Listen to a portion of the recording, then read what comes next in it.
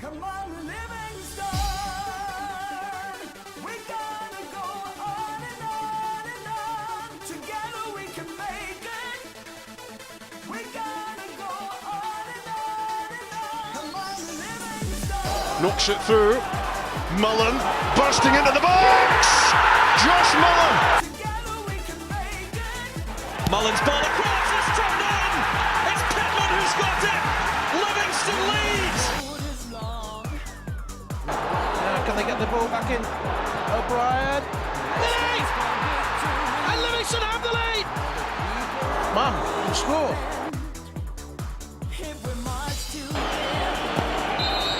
The full-time whistle blows and David Hayes celebrates. And the Livingston fans join in exultation. Come on, Livingston. Livingston have the lead against Rangers, and they are certainly rising to a few occasions on their return to the top flight in Scotland. Come on, Livingston. We gotta go. Hello and welcome back to Talk Livi, the podcast dedicated to everything Livingston Football Club and Scottish football.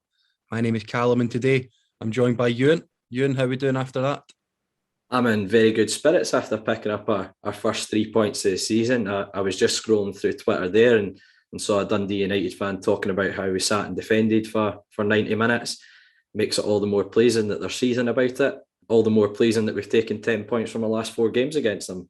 And I mean, somebody made a very valid point about us defending for 90 minutes, that one of our right backs set up our left back for the goal. So, I mean, our defenders were defending on the front foot for certain yesterday. Nice. But yeah, cracking way to pick up our first win of the season. And obviously you were on comms for it yesterday. You must have enjoyed that. Yeah, first win of the season. Well, first kind of, obviously we won in the League Cup and things, but, you know, it's the first time I've really lost it on the commentary, other than with Joe Newbley's goal aside, you know, that kind of, you know, towards the end, Rangers obviously coming out with a win, but, you know, fantastic to be able to call a win, and great day out, good trip away. Dundee's always we've got a brilliant record at Tannadice, don't we? So always brings back the memories of the playoffs. Tick that off the bingo card on the commentary. But no, it was brilliant. I noticed the social media guys managed to get in the playoff goals as well, which is fantastic to see. And also saw you guys repping the United to Prevent Suicide t-shirts yesterday, which is a great cause for anyone who's not seen the stuff online. Go give them a follow. You can get the strip as well. I've got one myself and in the wardrobe, so I'll be repping that at some point through the season. But it was good to see you guys representing that as well. Yeah, absolutely. As always, you can find this episode as well as all of our others on your preferred podcast streaming site. Just search for Talk Livi. So follow us or give us a subscription to ensure that you don't miss another episode. We'll kick off the episode by discussing our terrific away win against Dundee United as the Lions secured our first points of the season. Euan caught up with the guys from the Longbangers podcast to discuss all things Hibs ahead of their visit to the Tony Macaroni Arena this coming Saturday.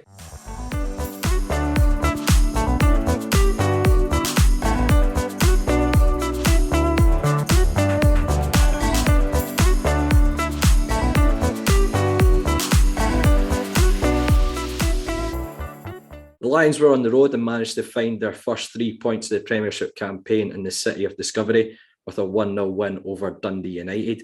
Broonie, great performance all round, great way to pick up our first 3 points of the campaign as well. What did you make of the game? Yeah, I mean, we sort of alluded to it there in the little build-up, but what a day it was. First league win of the season. Always thought, you know, when we played Rangers, you know, it's not a game that's going to define the season, but, you know, the effort the boys put in always sort of gave me...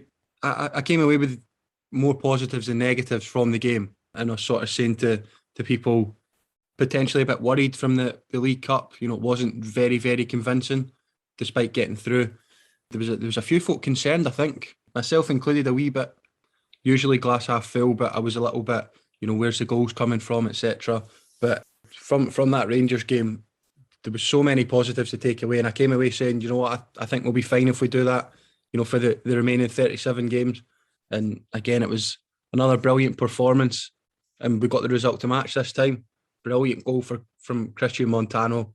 Absolutely delighted for him, his first goal for the club, buzzing off of that. And then, yeah, just, I mean, obviously we'll come on to it, but I think a few Dundee United fans weren't best pleased. Potential European hangover for them. You know, I sat and watched the game in my house on Thursday night. It's on BBC Scotland.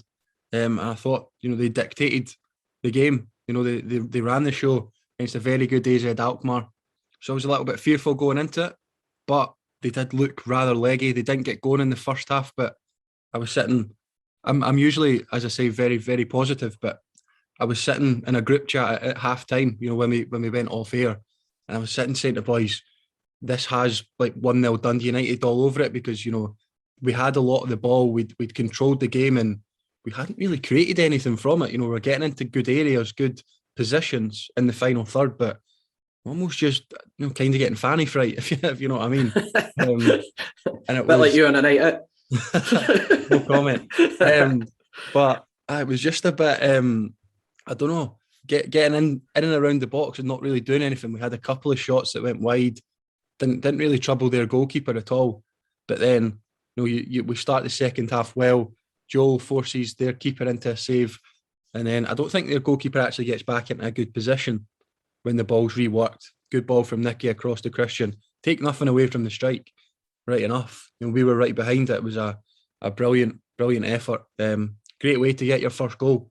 Other than that, I think we were very comfortable. I think the boy that came off the bench, Kudjo, for Dundee United, he sort of got people off their seats. I think he's only 18 as well. Yeah. A young winger from Ghana. So he's, you know, he came on and caused Christian all sorts of problems. I think Christian went off sort of limping a little bit.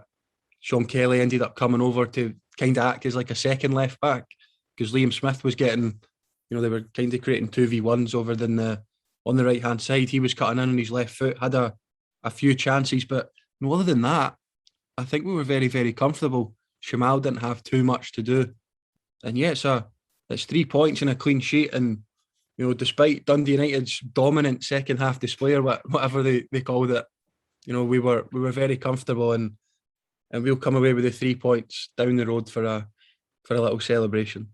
Yeah, I agree with you. First half, the way I would describe the first half, it kind of reeked off our pre-season games and maybe our first couple of games in the Premier Sports Cup, and that we were getting into good areas quite a lot, but our final ball was just lacking for that effort on goal, and it was it had that sort of vibe to it. I think the first half was a little bit tactical as well. I think we went with the same sort of shape with Shinnie and Pitts, rather than being wingers as such. They were more playing as kind of inside tens, and they were sitting on top of the likes of Levitt and Sebald, not allowing them to try and get a hold of the game in the middle of the park, because we know Levitt's a very good footballer, and we know all about Sibs as well, who had a very good game on Thursday night by all accounts in the game against Alkmaar. But so it was a little bit tactical and try to cancel each other out, I thought, the first half. The only highlights I can really think of in terms of chances created, I think Sean Kelly had an effort which he dragged wide from the edge of the box. Iobali's had an ambitious overhead kick which has gone over the bar, and Montano's had one which it's quite a poor strike in the end when he's burst forward from left back. But other than that, there wasn't a lot of real clear-cut opportunities in the first half. But as you say, I thought we were in very good control of the game, and I think we were dictating the tempo of it. And listening to Davies' comments after the game, he mentioned that as well. We wanted to try and dictate the pace of the game rather than let United do that, and I think we did that quite well. And I actually agree, you know my thoughts on Jack Ross, I'm not his biggest fan, but I actually agree with him to an extent. For the first 60, 70 minutes, I think we were probably the better side. Last 20 minutes, as you'd expect, Dundee United are the home side chasing the game. They put us under a lot of pressure and had a lot of the ball. But I think we defended our box very well in that.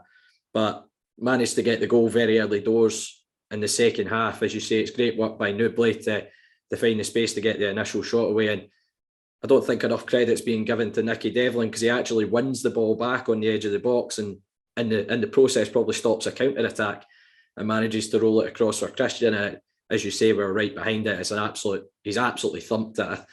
I know there was a bit of question marks about the keeper. You can maybe overanalyze it, but Christian's absolutely hammered that ball, and it's probably beat the keeper before he's got a chance to really dive. And it's a great strike by Christian. And it's something we've said about his game, that he maybe needs to add that little bit of end product at times. And he certainly did that with that goal. And it's a great way to get your first certainly competitive goal for the club. And we had other chances in the half as well. There was a cross by Omyonga. Nicky's threw himself at the front post. He's not quite got the connection on it. As we mentioned, Newbley had that effort in the goal, but Shamal George came up trumps with a couple of big saves later on in the game as well. Save from Tony Watt just after the goal at his near post, which he's put out for a corner. I think there was a flick on from Stephen Fletcher, which he's taken comfortably as well. And as you say, the boy Cujo had a good strike, which he's tipped over the bar from outside the area. But we still had other chances in the game. Pitts had that 1v1. I think he's tried to almost poke it under the goalkeeper. I think his first touch has meant he's had to try and do that, but it's a decent save. So I think we still had opportunities even when they were chasing the game. But it was a very good performance. I'll give a wee shout out to Jamie Brandon, who I think came on to do a shift. Andrew Shinney maybe wasn't pressing the ball. Obviously, he'd done a lot of that during the game, but I think Jamie Brandon was given a task to go on into that kind of 2 in behind and literally just press and not allow Dundee United to get out or play the ball out and make them go long. And all the laddie did was run. But he put in a tremendous 15 minutes, I thought, in terms of pressing. And we spoke about it when we signed him. He seems like a Livingston type player. And I think that little 15-minute cameo he had just summed up that he's a Livingston type of player and the way that he pressed the ball. So I thought he was tremendous for that aspect of his game when he came on. But it's a terrific away performance. It's as good a away performance as you could ask for against a team that were coming into that game off a big high after getting a superb result on Thursday night. You can't get away from it. It was a fantastic result for Scottish football in terms of Europe on the European stage. Dundee United probably have no right to go and beat a decent side like Alkmaar. So it was a very good result, but I think we took advantage of the fact that they were coming off that high and maybe, as you say, a little bit leggy at times. And we put in a very good performance. And given that we've got some difficult games coming up, we've got Hibs, who obviously we'll go to speak about it with the Longbangers guys, but they're coming off maybe a little bit of a high, getting that late result against Hearts and Martin Boyle coming back. And then we've got tough trips to a bit of a bogey team in Motherwell and then a resurgent Aberdeen. So I think it was really important that we got these 3 points. And me and Angus discussed it last week. It was a bit like the free hit against Rangers. This is where our season really kicked off, and it was good to kick it off with those 3 points. Yeah, no, absolutely. I mean, you look at it last season, I think we got our first point away at Dens Park after 5 games. We obviously then went on to beat Celtic in match day 6, but to get your first win of the season and your first away game, again, obviously kind of cancelling out the Rangers game because it's meaningless. Well, obviously we've picked up some brilliant victories and points against Celtic over the last few seasons, but usually the games against the old firms, you shouldn't really be aiming for points towards your points tally come the end of the season. So no, absolutely delighted with the 3 points. And you took the words out of my mouth about Jamie Brandon. I'd actually seen a few tweets about him. I thought maybe it was one of these performances that guys come on off the bench and just to kind of close the game out, that he'd maybe go under the radar a wee bit. But I thought he was excellent. And just as I think United were kind of gaining momentum and things, the introduction of Jamie Brandon sort of it calmed things down a wee bit for us, and he just came on in full pelt, was in the faces of the United centre halves. Their left back as well didn't get any time on the ball. I think he started to press Dylan Levitt as well, who would drop deep to try and get the ball off the centre halves. Me and Dave were sort of talking about it on commentary, where we sort of thought maybe that Nicky would tuck in and become a third centre half, and Jamie Brandon would maybe go to right wing back. But we quickly retracted those statements as he sort of became a member of the front three and just ran about like a maniac. So no, that was brilliant. And obviously a less special mention to Scott Basindu, who came on for about 13 seconds and got booked. Loved it. Absolutely. Do you want to know? Him as well. He's bought into the Sidge. He's bought into the Sidge as Scott Basindu. But talking about Brandon again, it's almost maybe not quite as iconic, and maybe for any Dundee United fans that are listening, it's just me trying to plug the playoffs from a few years ago, but it was a bit reminiscent of Sean Burns' press for the Pittman goal. Brandon at times just going in little triangles, running about, little 10, 15-yard sprints to put pressure on the ball. And as you say, he was clearly given a job to do when he went on, and it was fantastic to see. But in terms of other guys that caught the eye yesterday, was there any performances that, as I say, caught your eye, Bruni? I mean, aside from Nubly, who we've sort of spoken about, I'll touch on him a wee bit. There was maybe question marks as to whether he should be the number 9. Obviously, Bruce Anderson was on the bench, didn't even get on at the weekend, and probably deservedly so because of how well Joel played. Obviously, Bruce offers you something different. He's a goal threat. He was our top scorer last season, and I think maybe people thought he's done a brilliant job against Rangers, but we saw it last season where Shinnie did the brilliant job against Celtic, and we stuck with him for a wee bit as the number 9, and it didn't really work out. You know, it was maybe a one game wonder type thing where he's a lot better, a lot deeper, Shinnie, but you know, Nubly's proven a few folk wrong, I think. I still believe he's a little bit better out wide and, you know, offers you something different. But again, to have that option up front now is brilliant. I thought he won the majority of his headers again. His hold-up play is different class. We saw it, you know, probably most notably when he played in Scott Pittman, down at the Scott Pittman end. But I love how we've renamed that end of the ground the Scott Pittman end as well. But any chance to mention the playoffs when it comes to Dundee United, I'm 100%. Absolutely all for it. Anyway. And I've probably got about 2 minutes left to speaking as well, so I'm going to try and fit it in again. But, Nubly was brilliant. He pinned Edwards, he pinned Ross Graham. I think Mulgrew was maybe a wee bit of a miss for United. He potentially could have used his experience, but you know, Nubly absolutely battered the two centre halves. And it's a funny one, like, you can't get close to him because he'll pin you, but you can't really give him a yard or back off him because he's got the pace, he's got the skill to, you know, go beyond you. So it's such a cliche, but he is an absolute nightmare for defenders, just as Scott Pittman was for Bilal Moshney. There's another one, but I thought he was fantastic, and yeah, to have that option as a number 9, it's brilliant. He maybe could have had a goal himself just before Christian's screamer, but probably again to come onto the defence again. Nicky obviously two assists and 2, but again I thought he was very solid. Dealt with Tony Watt well, and the two centre halves pretty much won everything. I think Davey touched on it in his post match with me, and he said Stephen Fletcher is no mug at all. Like, for me, I think I've been seeing it in group chats as well. I've said I don't think he'll maybe score. He'll get you double figures in goals, but in terms of his linking of the play and, you know, the assists he'll get, we saw it last weekend. He set up Dylan Levitt for his goal, and that's such a Stephen Fletcher thing. And you know, he usually works the centre half. He usually holds up a bit like what Nubly was doing, not as obviously as physical, but Fletcher's usually got these clever touches, wins the flick-ons, he holds the game up, and he'll be on the end of crosses and things. But you know, we limited him to very, very little, and I think that's credit to obviously the game plan, but credit to the likes of Fitzwater and Obalai, who again I thought were absolutely brilliant, just as they were against Rangers.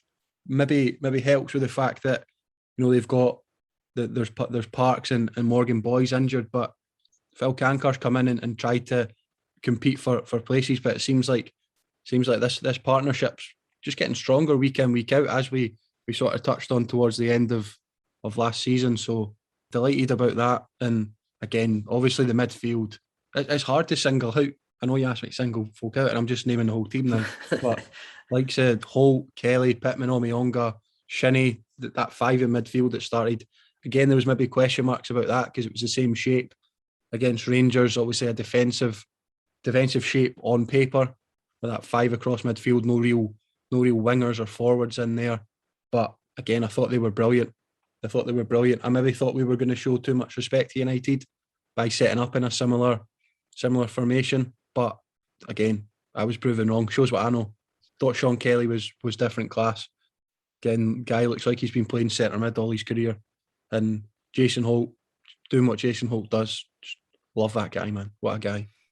As you mentioned, with the shape that we had, I almost think it was a little bit tactical, because I know Davey was talking about he was at the game on Thursday night against Alkmaar, so he obviously had a pretty decent idea of how they would set up, and I almost feel like we stuck with that same shape to combat the likes of Sibbald and Levitt really getting a hold of the game, almost Shinnie and Pittman sitting on top of them. So I think there was an element of tactics behind behind the shape as well to try and stop United, as I say, getting a real hold of the game in the middle of the park. And it worked certainly first half. We got very little time on the ball, and I think we were in very much control of the game. But yeah, Nubly was fantastic. I noticed it quite a lot. You know, a wee shout out to Shamal George getting his first clean sheet for the club as well. Made a couple of important saves, but his distribution at times was very good, and he found Nubly countless times. Montano as well was the other out ball clearly, but Nubly, the way he took the ball in sometimes was frightening.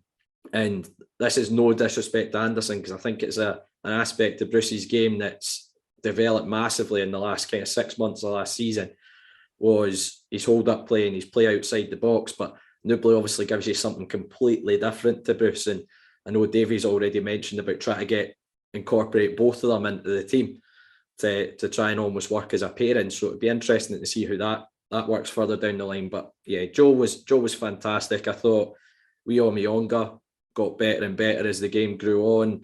Again, just doing what he does, you know, just scrapping in the middle of the park, picking up on loose balls, winning these 50-50s in the middle of the park. I thought he was excellent, especially at the start of the second half when we got the goal. I thought he was really instrumental in that kind of period of the game.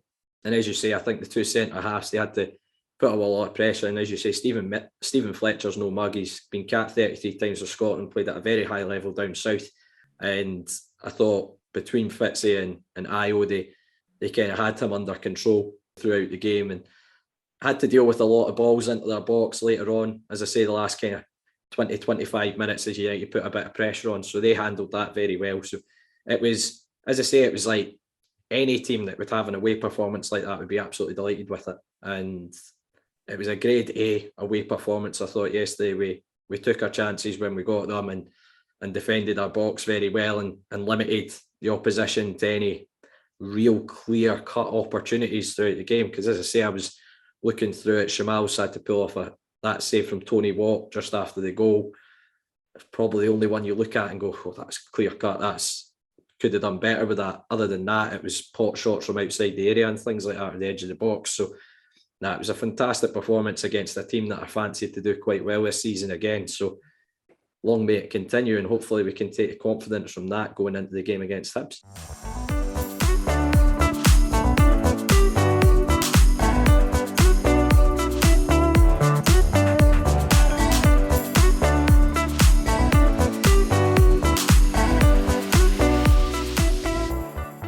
I'm delighted to welcome John Falconer from the Longbangers podcast onto Talk Livi. John, how are you doing? I'm good, thanks. I don't often get introduced by my full name, so thanks for doing that. No worries. But from a Hibs perspective, it's safe to say that every time we get you guys on the podcast, it's always been a pretty eventful Easter Road. It's certainly been an eventful summer, hasn't it? Aye, there's never a dull period, that's for sure. There's always something to talk about. The first thing to kind of speak about with that is obviously another change in manager. Sean Maloney left at the tail end of last season, and you've decided to go for Lee Johnson in the hot seat. What was your thoughts on the appointment? I know, speaking back to previously last season, Matty was talking about he was on the Roy Keane train for him coming in to take the job. What's your thoughts on the appointment of Lee Johnson, though? I think the Hibs fans, after Sean Maloney in particular, I think because of the way that Sean Maloney, I don't know what counts as a reign, because he was only in charge for about 4 months. I don't know if it's fair to call it a reign, but his time at Hibs, I think Hibs fans' takeaway for that was that he wasn't experienced enough a coach or manager to be in charge of Hibs for his first job anyway. So I think one of the criteria for Hibs fans and any new manager was to get experience. And my preference, because it was a bit left field, it was a bit different, would have been, what's his name? Who's the boy that's now the Blackburn manager? Oh, Jan Thomason. Yeah, so that was my preference, because partly, to be fair, it was partly because of that interview that he gave ahead of the Rangers game, where he kind of gave the journalists like that wee knowing wink, like, you guys are skint. And I quite liked that chat, but also because I thought that he came with a decent pedigree as well. He didn't come with any of the sort of usual baggage that the usual candidates in Scottish football normally come with, and when Lee Johnson came in, like, he did have a wee bit of that Scottish football baggage from a Hibs perspective, because he'd had 4 games playing for Hearts. So I thought after the last two managers that we've had, I thought that's maybe like a wee bit of a red rag to a bull. But at the same time, despite his age, I think he's only 40, only recently turned 40. He's got 450 games under his belt as a manager. So definitely ticks that box in terms of experience. And so far, like I like his chat, but I've tried not to be sucked in too much by the chat, because I think you said just before we started recording it seems like every time you get us on, we've got a new manager. And I think every manager that's come in, like there was a period, I think it was maybe when, I don't know if it was Tony Mowbray or John Collins, like there was always this thing about philosophy, like what's your manager's philosophy on football? And Collins was the ball's round and meant to roll, but I think Collins got Hibs to a CIS Cup final and won it. He didn't really have the backing of the players. So I quite like what Johnson said so far, but trying not to get too bogged down in it, because at the end of the day, as we've found recently, it's just its results on the pitch that matter. Yeah, and you mentioned that with Lee Johnson. I remember seeing a few tweets when he was appointed, and I saw a few Hibs fans commenting, "Oh, he's only 40 years old, he's inexperienced." But as you pointed out there, he's got 450 games in management under his belt. I think folk see his age and think he's inexperienced, but I think he's been in management since he was 32. So he's been about the block for a wee while now. I don't know whether it was a conscious decision by him to say, "Ken, well, I'm no much a footballer, so I'm going to get into management," or if it was an injury. I've got a vague recollection that it was maybe an injury that brought his footballing career to an end. But I think it was Oldham was where he kicked off his managerial career. Yeah. And like 450 games later, he's up at Hibs. Hopefully I don't know if it'll be 450 or about 45, depending on how Hibs fans take them. But it was League Cup football this summer for Hibs. Despite kicking off the group with a 5-0 win against Clyde, you'd find yourselves out at the group stages. Would it be safe to say that there was maybe some concerns after the group games for a multitude of reasons? A wee bit, aye, but I'd like to think that he's learned his lessons. So the Falkirk game, Hibs went with a wee bit of a weakened side. So I think it was I think maybe Johnson made the mistake. You think it was an opportunity to get some game time in players' legs. It just didn't work out, because I mean, don't get me wrong. Like I thought the fact that Hibs had a really poor first half, and I think the fact that Falkirk scored in that first half, like I think overall Hibs were the better side. But that first half performance just overshadowed it all. So it didn't matter what the efforts were in the second half. And Hibs had quite a few chances second half to win it. But it was one of those afternoons where the ball seemed to bounce off the post. There was, beat the man, beat the goalkeeper, and then suddenly there's a defender just materialised on the goal line out of nowhere to clear it away. So the goal was, I don't know how to describe it. Living a It was charmed almost life. like there was a force. It was living a charmed life. It was like there was a force field in front of it. Despite the poor results in the League Cup, you've kicked off the league campaign in pretty decent form, winning away at St Johnstone on the opening day, and yesterday's result getting that late equaliser in the derby, and Martin Boyle obviously coming back to Roy the Rover style return. Is it safe to say the mood's changed a little bit since those League Cup games? A wee bit, aye. It's funny because I had a conversation with someone, so I don't think I'm betraying anyone's confidence amongst the Hibs support if I was to say that after the game against Falkirk, and particularly with the fallout for the Morton game, there was a lot of folk have been critical of the sort of backroom staff, if you like, recruitment, the owner, etc. But from a playing perspective, I think people were starting to get a bit starting to sharpen the knives again. And It was bizarre because we hadn't actually, we'd played competitive football, but we hadn't played competitive league football. But after those the final two League Cup games, you're starting to look ahead at the fixture list, and you see the derby kind of looming on the horizon. You think, right, St Johnstone's a tricky game. Like we've had some really difficult games against them recently. There was games against them that actually arguably cost Jack Ross's job. And then you've got Hearts as well, and you're just thinking, fuck me, like, pardon my French, you're just thinking, like, can we not just get a wee bit of a break, like, just try and settle into the season? Because beyond that as well, we've got you guys coming up, and then we've got Rangers after that, and you're thinking, Christ, like, we might not actually, like, how many points are we going to get on the board out of those possible 12? Yeah. But touch wood, out the first two games, we've not done too badly. Like St Johnstone were difficult, and it took us, like you said, until I think it was the 92nd minute until we scored. But same with the game yesterday. It was just playing till the final whistle. And I think Hibs have found that difficult in the past. And I think that's partly because, well, in the recent past, because of the poor football that's been on display. Like, people have just become a wee bit disinterested, but there's been a fresh start, fresh manager, fresh players, new strip, new things going on at Easter Road. Like, a lot of that sort of stuff has changed. So I think the atmosphere, the feeling towards Lee Johnson and the relationship between Hibs and the fans, it's like an oil tanker starting to turn, but it's definitely turning. Oh, as you say, can't do any harm getting that equaliser yesterday for the fans getting on side, will it? But it's been a busy summer, as we mentioned, at Easter Road. A number of new arrivals coming in. There's obviously been the more high-profile departure with Josh Doig going over to Italy for decent money. Who so far out of the new arrivals has impressed you? It's a really good question, actually.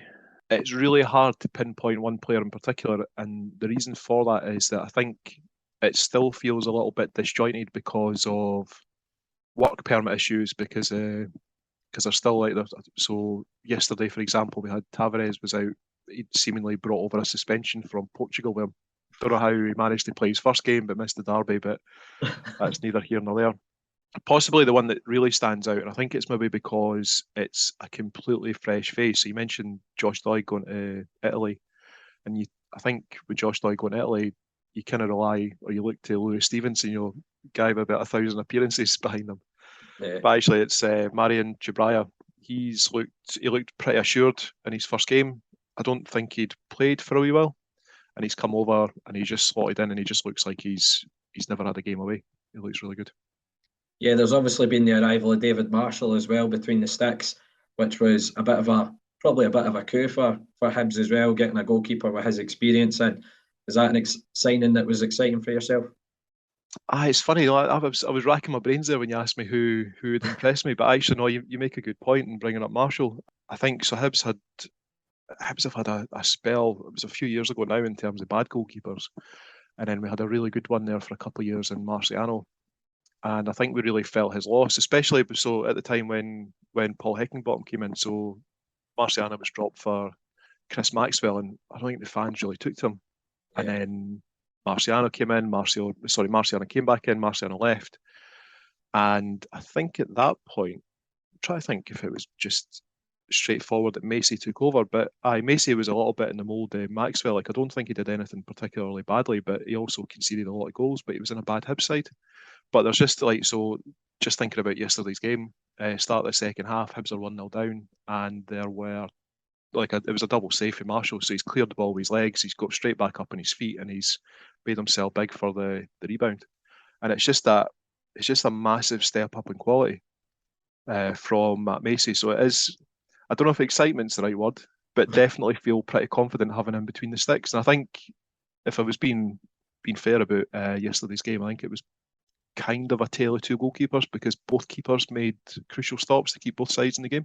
Yeah, there was a derby that was similar to that last season, wasn't there, where Craig Gordon and Macy had made I think it was maybe at Tynecastle, where there was a heap of saves made by both keepers. Yeah, I think it was maybe the first derby of the season. Yeah, where the keepers kind of came out and thought, but certainly getting somebody like David Marshall with his experience in should be a good addition. He's in my fantasy team as well, so as long as he doesn't keep a clean sheet. Fingers crossed. But with a new manager in the door, has there been an obvious change in style for Hibs? And what sort of approach do you reckon they'll take for the game at Livi? I think there's meant to have been a bit of a change in style. When Johnson came in, when he had a press conference, well, let's not call it a press conference, it was a bit of chit chat with the various Hibs podcasts, and he talked about getting the ball forward quickly. And I think we got to see that in some of the pre-season games, and we saw that in the game against Clyde in the League Cup. I don't think we've really seen it so much since then, but as I said before, we've also been dealing with issues of players with work permits and kind of shuffling the team around.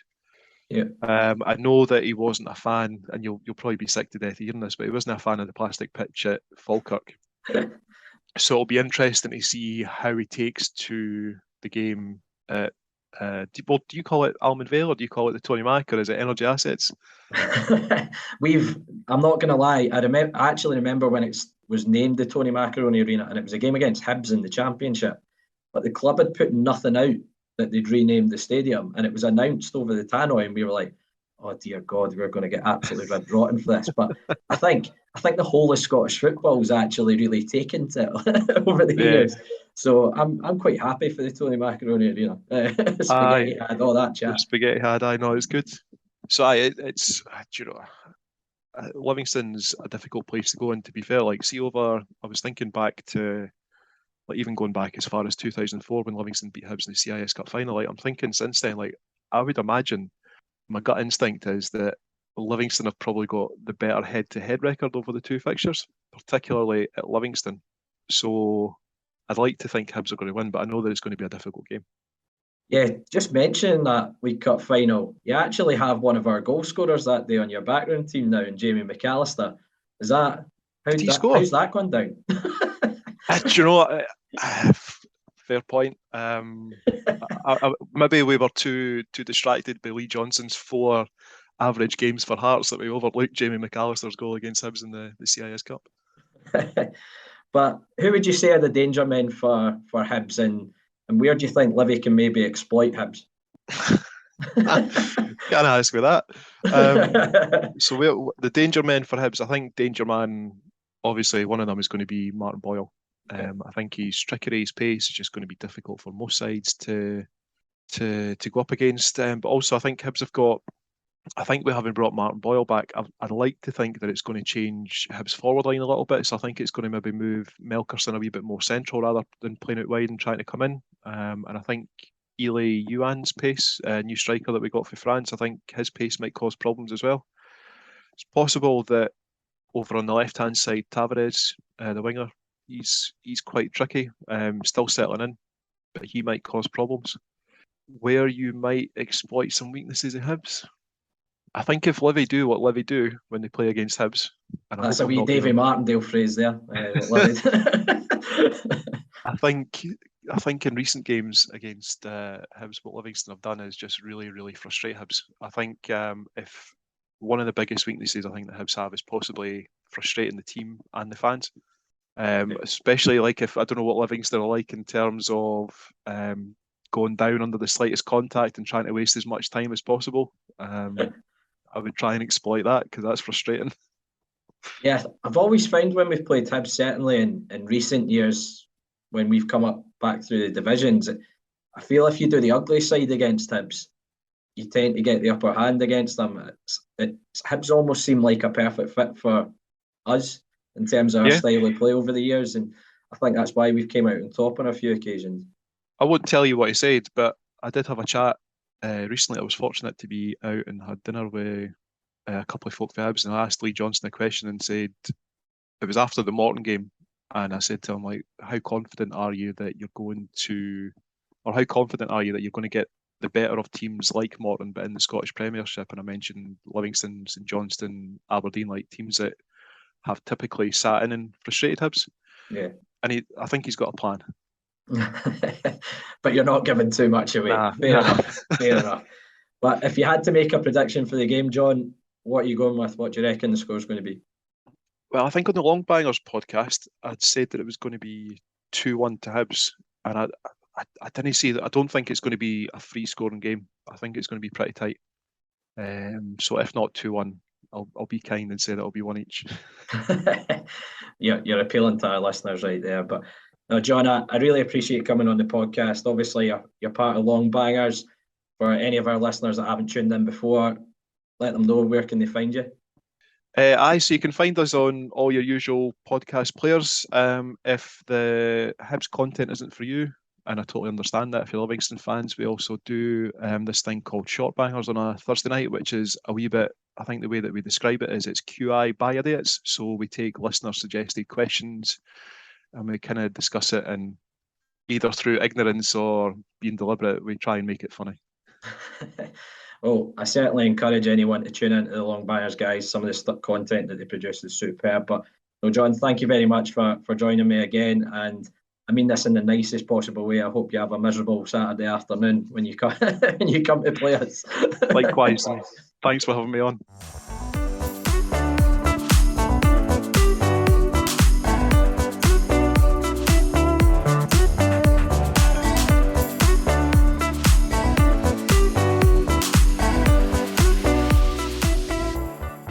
That's that's us for this week's episode of Talk Livi. Thanks very much again to every single one of you for tuning in, week out.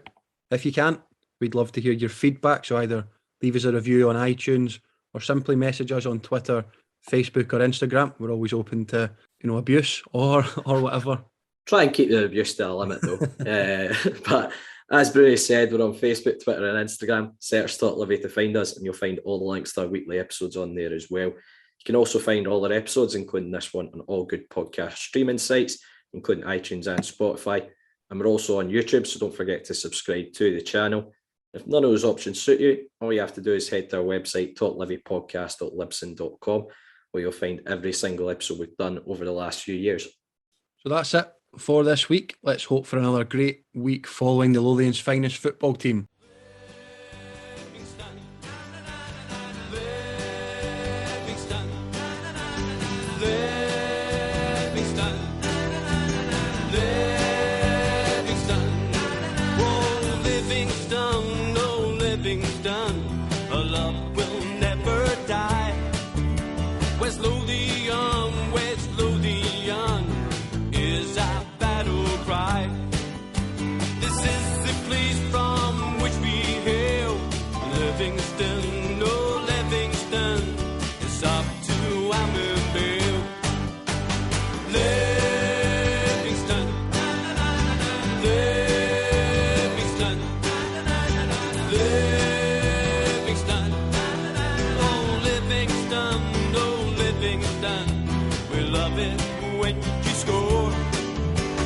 Livingston, oh Livingston, the Almonville Lions roar. Livingston, oh Livingston, we realize our vision. Livingston.